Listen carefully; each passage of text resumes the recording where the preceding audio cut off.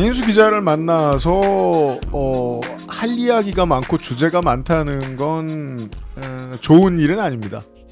장인수 기자 돌아오셨습니다. 어서 오십시오. 예, 안녕하십니까. 아유, 뜻밖의 왜 좋은 일이 아니죠? 저는 어제 좀 많이 잠시 후에 얘기하겠지만 예. 말씀 나누겠지만 좀 슬펐거든요. 이게 뭐 조롱하고 싶지도 않고 화를 내고 싶지도 않고 아는 분인데 어쩌다 저렇게 이게 이제 그렇거든요. 이번 주 미디어의 두 가지 이슈예요.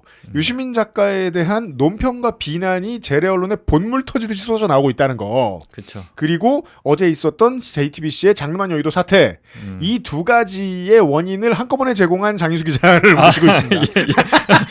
이게 저널리스트 채널에서 제가 제공하진 않았죠. 장르만 여의도는 본인들이 알아서 한 거죠. 이게 그 앞에 인트로 들어보시면 아는데 결국 유시민에 긁혀서 화를 내다가 결국은 조롱이 지나친 네 감정의 엘리베이션도 이제 결국은 유시민 작가 탓이라고 그분들이 생각했던 거죠. 이게 제가 뭐 아까 브리핑에서도 한참 얘기했는데 지금 얘기한 것들을 좀 남겨놨거든요. 기본적으로 저도 김준일 씨를 만나 뵌 적이 있는데 같이 술 한잔 했던 적이 있는데 소개해줬을 분은 뻔하죠. 이경욱 편집장이고요. 예. 과 선배시죠. 예. 네. 죄송합니다. 그러면 이제 안지 30년이 넘은 거예요. 어찌됐건 네. 웃지 말아야지. 그렇죠. 웃을 상황은 아니죠. 저는 아까 이렇게 얘기했었거든요. 유시민의 육신을 뜯어먹는 구더기처럼 보인다. 제가 좀 심하게 표현했는데 저는 어떤 느낌이냐면 사람들이 왜 이렇게 잔인하지? 그냥 잔인한 것 같아요. 그러니까 어떤 느낌이냐면 요새 그 기성 매체들이 만든 유튜브 그리고 유튜브에서 하는 시사 프로그램 평론들을 보면 그냥 아직 인격이 성숙하지 않은 아주 어린 나이의 개구쟁이들이 저기 개구리가 한 마리 가. 근데 그냥 그거를 돌을 집어 던지면서 깔깔거리고 있는. 그렇죠. 맞아 죽는 모습을 보면서 깔깔거리고 있는. 거기에 이제 사실은 개구리가 아니라 조국, 유시민, 정청래, 뭐 문재인 이런 사람들이 있는 거죠. 근데 그러니까 잘 이해가 안 돼요. 이거 왜 저러지? 본인들이 하고 있는 게 굉장히 흔히 우리가 얘기하는 게 펜이 칼보다 강하다라고 그러잖아요. 크게 방송이고 언론이고 기사인데 시사평론이라는 것도 비슷한 건데 언론 공론회장에 나와서 내용은 없고 그런 조롱 이런 것들을 하면서 저러는 게 저 감수성 사람 지금 본인들이 뭔 짓을 하고 있는지 모르나? 그러니까 이게 조금 그 김준일 평론가한테는 죄송한 얘기긴 한데 그분이 뭐 말씀드렸지만 전공이 신문방송학입니다. 대학 다닐 때 학회가 제 기억이 맞다면 한국 현대사 연구회 학회 활동을 했을 겁니다. 전공이 언론이고 학회를 한국 현대사를 했는데 이게 좀 잘 이해가 되지? 저는 잘 이해가 안 됩니다. 그래서 그 누구보다 장인수 기자에게 여쭙는 게 지금 이 순간에서는 우리나라 온 미디어에서 가장 적합한 답을 들을 수 있을 거라고 생각한 게 학연도 있으시지만 제가 지난번에 뵀을 때 말씀드렸잖아요. 장인수 기자께서 일베 문화가 퍼진다라는 말을 한 다음에 자꾸 퍼진다. 근데 장인수 기자 본인도 그 예언이 과 선배한테까지 실현될 거라고는 예측 못 하셨잖아요. 아니요, 뭐 그거는 그렇게까지 제가 뭐 개인적인 뭐 인연을 생각해서 그러진 않았고요. 그냥 보면 다들 그러고 있으니까. 왜냐하면 뭐 민주당 내에 퍼지는 건 이해가 되는데 그 지성적인 베테랑 기자인 공중파에서 방송도 많이 해보시고 지면 기사도 많이 써보신 이 언론인들이 왜 개울가의 개구리한테 돌을 던지는 걸 쉽게 하지? 그러니까요. 그 전에 그런 걸 그런 모습을 보여준 적 없는 사람들인데 최근에 와서 굉장히 심해졌죠. 공공의 적을 만들어 놓고 그냥 계속해서 돌을 던지는 거예요. 깔깔대면서. 저는 이거 뭐 어려운 분석이 필요 없다라고 생각하고요. 그 기자들이나 언론인들 이렇게 보면 되게 비겁합니다. 그리고 다른 목소리 내는 걸 굉장히 두려워합니다. 기자나 언론인한테 요구되는 덕목 중에 하나는 그게 맞으면 다른 용기 있게 다른 목소리를 낼 수 있어야 되는데 기본적으로 그걸 못해요. 제가 보니까 한국 기자나 언론인들은 어떤 하나의 분위기, 기조가 딱 틀이 형성이 되면 그냥 거기에 다 올라탑니다. 무비판적으로. 00년대 4번이시잖아요. 네? 00년대 4번이시잖아요. MBC 입사하실 때. 아, 그렇죠. 예. 그 처음 보실 때부터 지금까지 계속. 기자들이 네. 그런 성향이 매우 강하죠. 아니 기자들은 다른 어떤 큰 기업들하고도 다르게 선배한테 막 대들라고 님자 안 붙이지 않습니까? 님자만 안 붙일 뿐이지 그 안에 선배 문화는 잘못했습니다. 정말 깍듯합니다. 예, 군대보다 더 이 하이라키라고 하죠. 위계가 뭐 아시잖아요. 정말 강력합니다. 그리고 수습 기자 때 받는 그런 어떤 그 뭐 교육 연수는 이건 되게 비인간적이에요. 예, 거기에 그냥 그렇게 그 굴종하고 굴복하는 거를 사내 분위기에 태우나요 간호사들처럼? 거의 뭐 비슷한 그러니까 태움은 특정인을 이제 좀 괴롭히는 거니까 물론입니다. 네. 언론사는 뭐 특정인을 괴롭히거나 그러진 않는데 그냥 수습 기자들을 다 그냥 전반적으로 이렇게 선배들이 괴롭히는데 아무튼 잘 좀 이해는 저도 잘 안 됩니다. 예, 그런 것들을 통해서 저는 그런 강력한 교육을 통해서 근성을 좀 기르고 강단을 좀 기르고 그래서 권력자나 이런 사람들한테 좀 이렇게 강단 있게 대해라 이런 취지로 저는 받아들였는데 대체로는 그냥 군대화돼서 거기에 그냥 굴종하고 그 분위기대로 그냥 가는 뭐 이러고 있지 않나. 요즘이 정말 그런 의미에서는 재래 언론을 볼만한 때거든요. 이 유시민 때리기. 저는 이제 네 글자로 유시민 또 헤드라인이라고 하는데 이 유시민 또 헤드라인 하나 그리고 경찰의 개인적 비위들을 최대한 시간을 많이 써서 기자들을 많이 내보내서 취재시키고 그걸 잘 보이는 쪽에 배치하기 이 두 가지를 조선일보부터 한겨레까지 다 하고 있거든요. 똑같죠. 게다가 논조도 같아요. 예. 말씀하신 대로 재래 언론 기자들이 완전히 한 편이 돼 있거든요. 예. 그게 지금 아까 말씀해 주신 걸 반증하는 사례인 것 같아요. 저는 그래서 이 두 가지가 서로 떨어져 있는 관계처럼 보이지 않아요. 이 경찰 전시하기 저널리즘과 유시민 비난하기 저널리즘이. 예. 제가 이게 제가 맞는 분석인지 모르겠는데 제가 좀 위험하다고 느끼는 게 과거에는 그래도 전통적으로 좌와 우가 좀 나눠져 있었습니다. 보수 개혁 뭐 이런 것들이 언론 지형에도 좀 그런 것들이 보수가 워낙 강하긴 했지만 나눠져 있었죠. 근데 이제 최근에 들어와서는 이 구분이 좀 무의미해지는 현상? 요새 이제 신입 기자들이나 젊은 기자들 보면 더 이상 전통적인 좌우의 이 가치, 이념으로 구분이 안 돼요. 네. 예, 각자 다 개성이 강하고 성향이 다르고. 근데 이것들이 각자의 가치관이나 다양성, 개성이 발휘되는 형태가 아니라 지금 언론 현상을 보면 철저하게 기득권에 굴종하는 형태로 동일화가 나타난다고 보거든요, 저는. 그러니까 경찰은 때리죠. 검사는 못 때립니다. 기자들이 때려 죽여도. 네. 검사는 세기 때문에 그냥 아주 쉬워요. 검사를 공격한다? 제가 비근한 예로 MBC가 여러분들 뭐 굉장히 좀 그런 걸 많이 한다고 생각하는데 제가 MBC에 나오기 한 1, 2년 전쯤에 스트레이트에서 한 1년 동안 근무를 했는데 한 1년 2개월인가? 그렇죠. 한 검찰 조지는 아이템을 하겠다라고 한 10번쯤 발제한 것 같아요. 네. 나중에 부장이 부릅니다. 네. 더 이상 검찰 관련 아이템을 발제하지 말라고. 그게 제가 요즘 느끼는 거거든요. 네. 어제하고 그제 이제 브리핑에서 제가 여러 번 얘기한 건데 JTBC 뉴스룸하고 TV조선 뉴스9이 구성이 거의 똑같아요. 26개에서 30개의 꼭지가 있습니다. 그중에 4개에서 8개를 시작부터 계속 경찰 얘기를 해요. 그리고 브리핑에 경찰 얘기를 하고 또 다른 경찰 얘기를 중간에 몇 개 꽂아 넣습니다. 정치면이 뒤로 밀려나는 날이 흔치는 않잖아요. 근데 그 정치면 자리에는 유시민 또를 집어넣어요. 그러니까 그 유시민 또는 잠시 후에 또 얘기할 테니까 요즘 어떻게 보이냐면 검찰한테 단독을 많이 받은 기자들 순서대로 지금 빚을 갚나? 보은을 요구받나? 그리고 그걸 행하고 있나? 싶을 정도로 단체 팀플레이가 좋은 거예요. 왜냐하면 검찰한테 단독 받아먹는 건 보수진보 없거든요. 없죠. 예. 그 거래의 현장을 우리가 목격한다는 느낌이 좀 컸어요.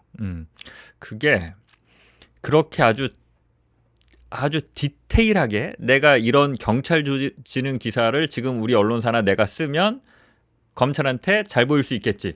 이렇게까지 계산을 한지는 모르겠는데 네. 그 분위기는 확실히 있습니다. 이게 자기네들이 만들어 놓은 프레임이거든요. 경찰 조지는 프레임. 그렇게 해놓으니까 이 뉴스가 또 먹혀. 모두가 다 그걸 하고 있으니까. 또 이제 자극적인 사건이 하나, 뭐 장면한 사건이나 이런 것들이 벌어졌잖아요. 네. 예. 자기네들이 그걸 만들어 놓고 계속 거기로 그냥 가는 거죠. 이 흐름이 잘못됐을까? 이 흐름을 이게 우리가 가고 있는 길이 정상인가? 이 비판이 내부에 없어요. 이건 확실합니다. 그건 사실 모르는 사람이 들으면 되게 충격적이에요. 그러니까 이렇게 가죠. 그게 안에 그런 비판이나 이런 게 있으면 기자니까 그런 것들이 표출이 돼야 됩니다. 요새 SNS도 있고. 네.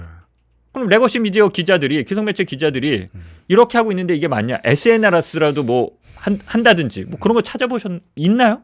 없어요. 회사의 계기는 기자를 소셜에서 본 적은 없죠. 없어요. 그러니까 없네 진짜. 우리가 지금 하고 있는 이 만들어 놓은 검찰 개혁을 얘기하다가 지금 경찰 조직으로 갔는데 이 흐름이 맞는 거냐?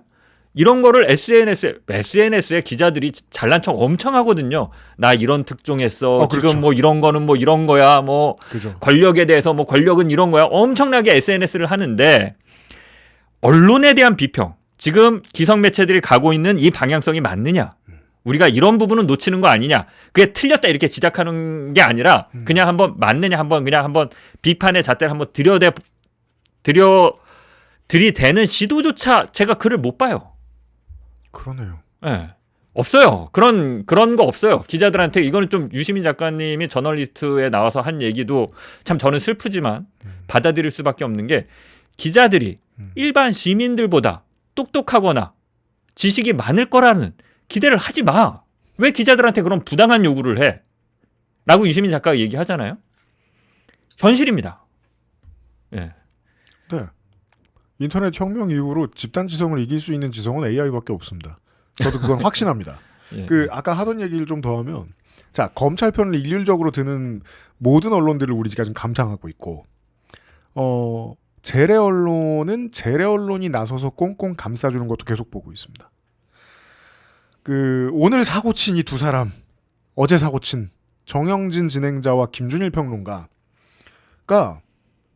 오늘 들여다봤더니, 물론 희망을 갖고 들여다본 건 아닙니다. 당장 막 방송사가 막 사과를 어마어마하게 하고 막 지면에 막 헤드라인에 내보내고 이러진 않겠지. 인사를 단행하고 그러진 못하겠지라고 생각은 했습니다. 왜냐하면 지난번에 가야지 네.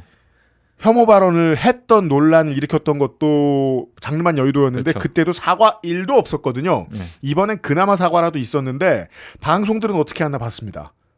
장르만 여의도도 예정대로 뉴스쇼, CBS 뉴스쇼의 김준일 씨 코너도 그대로 진행되고 간단한 사과 멘트만 했습니다. 그걸 잠깐 보고 오실까요? 한없이 가면 시사 토크쇼 장르만 여의도 8월 27일 목요일 순서 시작하겠습니다. 반갑습니다. 조영진입니다. 본격적인 시작에 앞서 사과 말씀 먼저 드리고 시작하겠습니다. 어제 저희 방송에서 조국혁신당 당명 변경 뉴스를 전하고 또 논평하는 과정에 매우 부적절한 언급이 있었습니다.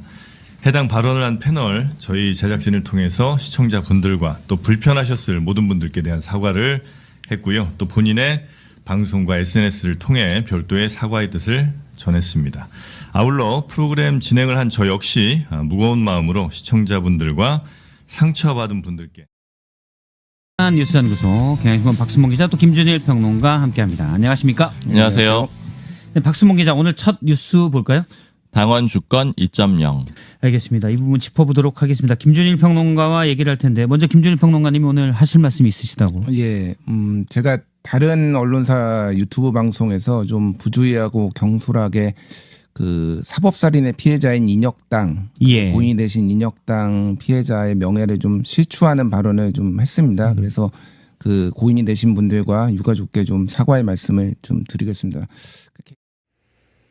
사과의 기회를 준 건 좋은데 그것 빼곤 너무 평상시 같아서 좀 놀랐습니다. 그렇죠. 예. 본인들이 사고 친 거에 비해서는. 예. 이게 바깥 사람들이 보기엔 이해가 안 된다는 거예요. 근데 이제 이 사람들이 대체로 다 마찬가지인데 기자 언론사들도 뭐 마찬가지라고 해야 되는지 더 심하다고 해야 되는지 모르겠는데 본인들이 비판받는 걸 못 견뎌해요.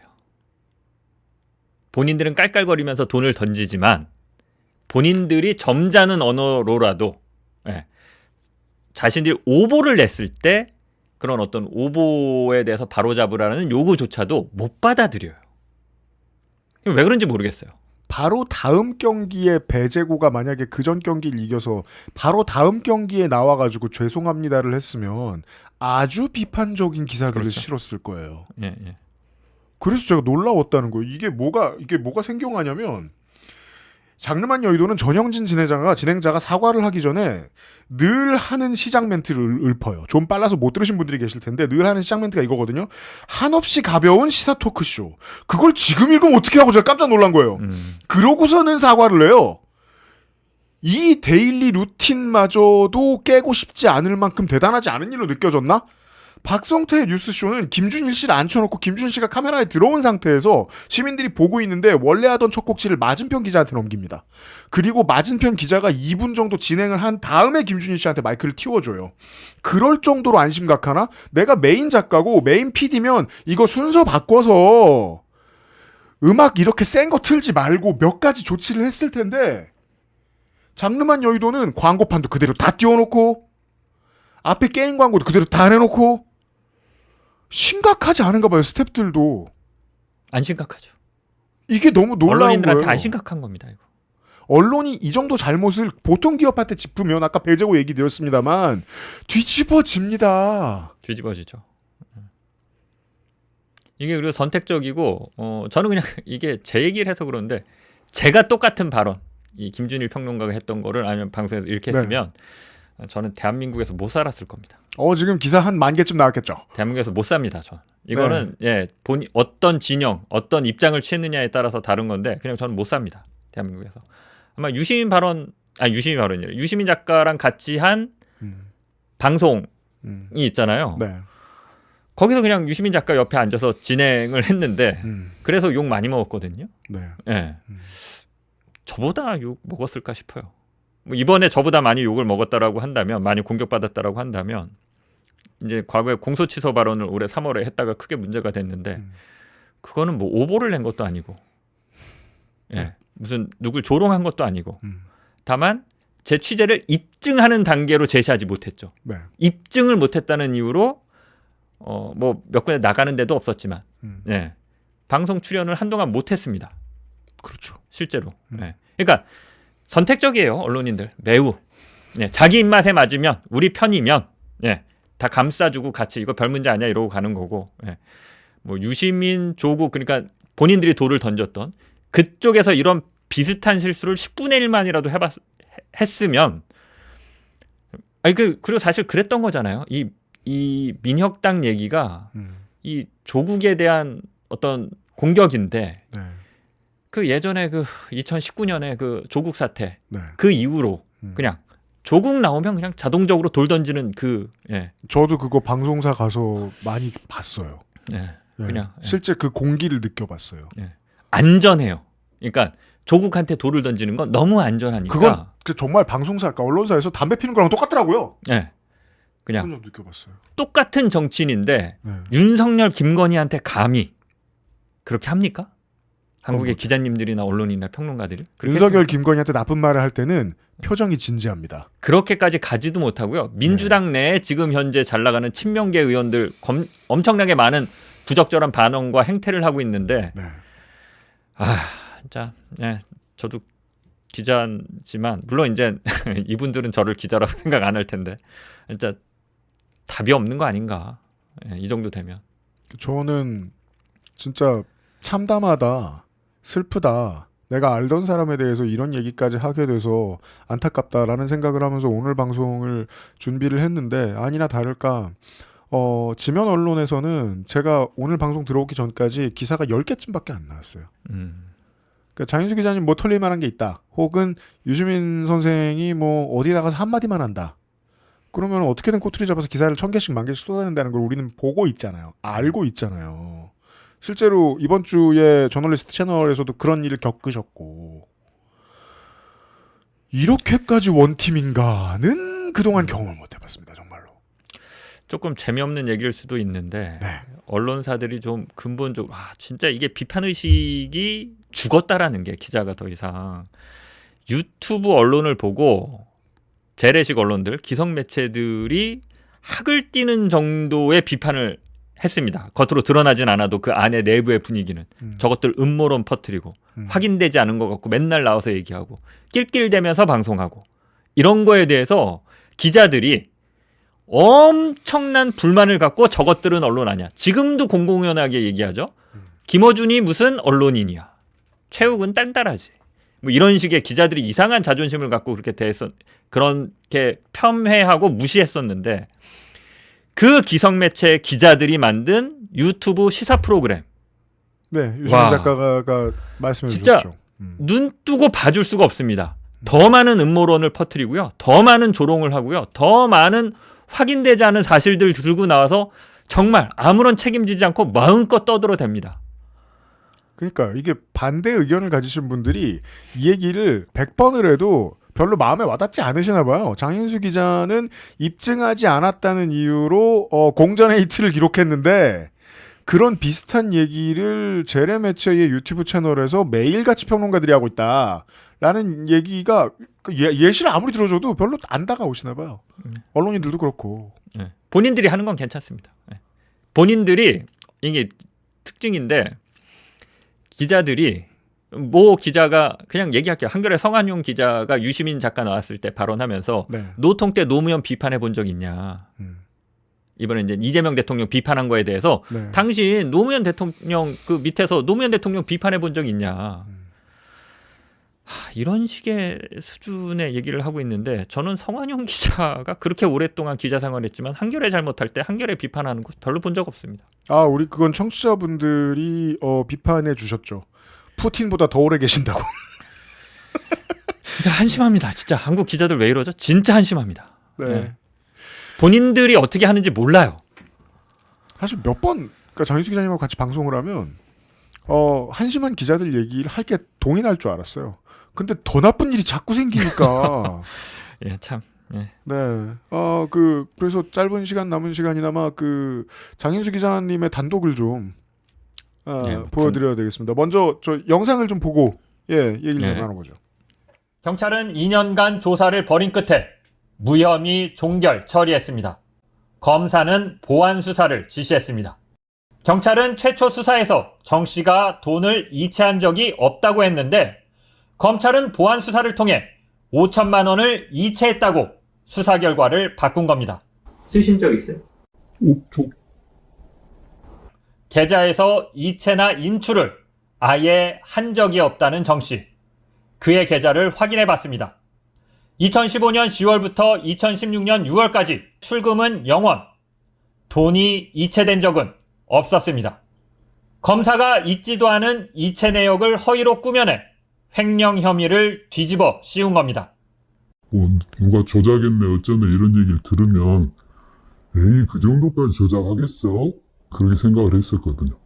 근데 제가 제 일로 이렇게 실제로 당해보니까 야 이거는 정말 너무한다. 해도 너무하는구나 그런 생각.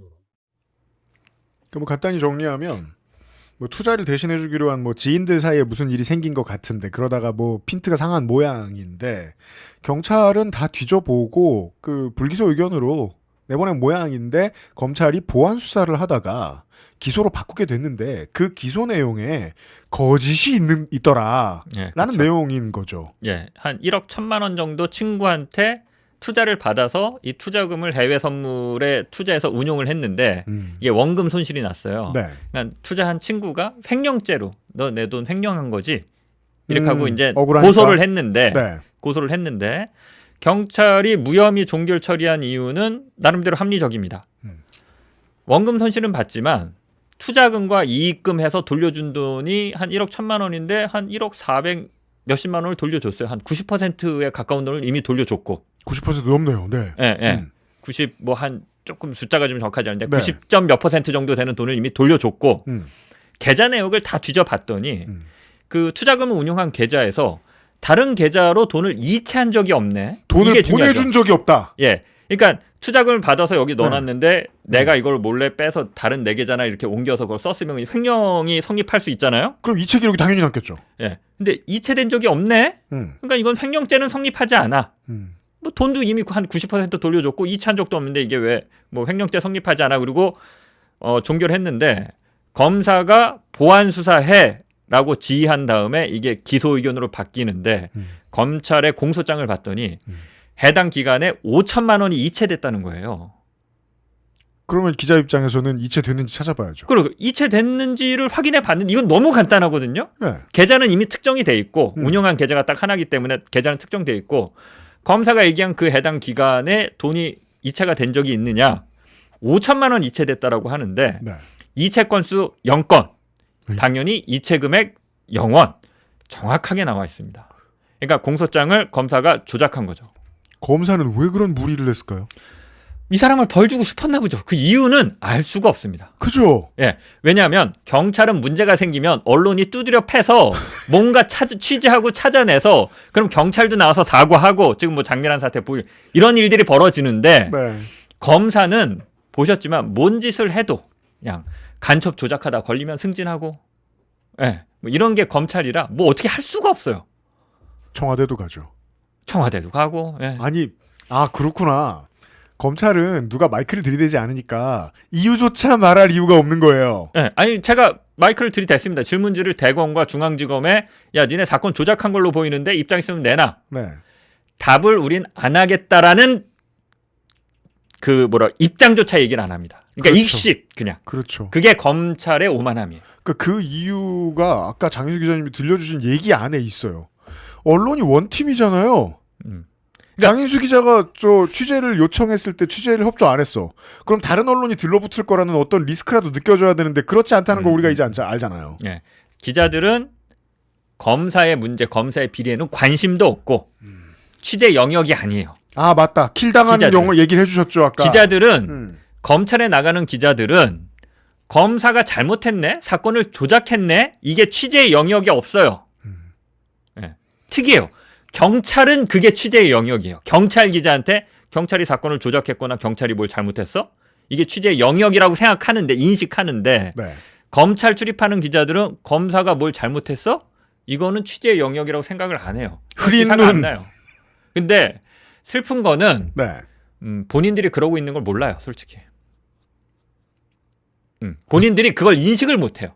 우리는 경찰 나갈 때 기자가 그 어떤 출입처 나가서도 다 조지고 다닙니다. 흔히 말하는. 네. 비판하고 다녀요. 잘못하면 다 까고 다녀요. 네. 간첩 조작 사건도 그렇고 뭐 검찰이 잘못했던 조작 사건을 검찰 출입 기자들이 취재해서 쓰는 꼴을 제가 본 적이 없어요. 다 대한 매체들 뭐 뉴스타파가 한다든지. 그렇죠. 이상하게 뭐 어쩌다 뭐 장인수 같은 이상한 애들이 한번 한다든지 뭐 봉지욱 기자가 뭐 어디 뭐 그런 데서 한다든지 네. 이런 거 외에는 없습니다. 찾아보세요. 없습니다. 네. 취재의 영역, 취재의 대상 자체가 아니에요. 그리고 내가 저지른 일 때문에 취재 대상이 되지 않는다는 사실은 검사들 본인이 가장 잘 알고 있을 잘 알죠. 것이고. 가장 잘 이용하고 검사들은 영리하니까. 그렇다면 안전하다는 감정을 느끼고 있을 거예요. 네. 그러니까 이런 취재를 제가 해도 이거는 장인수 혼자 유튜브에서 떠들 거기 때문에 본인들이 대응해서 일을 키울 필요가 없는 거죠. 검찰 입장에서 보면. 그냥 무시하고 가면 장인수가 뭐 이런 유튜브 채널에 나와서 며칠 떠들다가 말고 묻히는 거죠. 뉴스타파의 기자분들도 인터뷰해 보면 가장 힘들어하는 이유가 그거거든요. 다른 건 다 받아쓰기 하면서 우리 단독은 아무도 안 받아쓴다. 보통 검찰들 걸려 있으니까 그렇겠죠. 그렇죠. 다음 주에 저희가 안산에 있는 그 외국인 노동자들 많이 도와주시는 로펌의 대표 변호사님을 모시는데 코로나 전에 있던 그 고향 저유소 풍등 사건 혹시 기억하십니까? 아, 예, 기억합니다. 예, 네. 예. 그 불났었죠, 한번. 네. 예. 그 동남아의 청년이 거기서 일하러 와 있던 분이 그 뭐 명절이라고 자기가 쓰는 풍등 날리다가 불 붙은 거다라는 얘기로 나왔는데 결국 무죄가 됐는데 이 외국인 노동자에게 유리한 내용, 수사 내용을 검사가 고의적으로 뺐다. 예, 기소해서. 그 외에 몇 가지 사회적 약자들이 검사들의 잘못된 수사와 누락 수사, 조작 수사 때문에 얼마나 고통받는지에 대한 얘기를 다음 주에 좀 해주실 거거든요. 예, 그 결이 맞는 이야기가 이제 어제 저널리스트에서 단독으로 나온 것 같아가지고. 예. 예. 그러니까 이런 보도는 정말 뭐라 그럴까요? 흔치 않죠. 예. 흔치 않죠. 이 없어요. 제보자도 저한테 처음 제보했겠어요. 아, 그렇죠. 다 해본 거예요. 다 해봤는데 이건 너무 간단하기 때문에 계좌만 보면 되잖아요. 그럼 기자들이 신기하니까 전화를 하긴 한대요. 그리고 취재를 하나 그래갖고 응대를 해주기 시작하면 검사 조작 얘기는 빼자.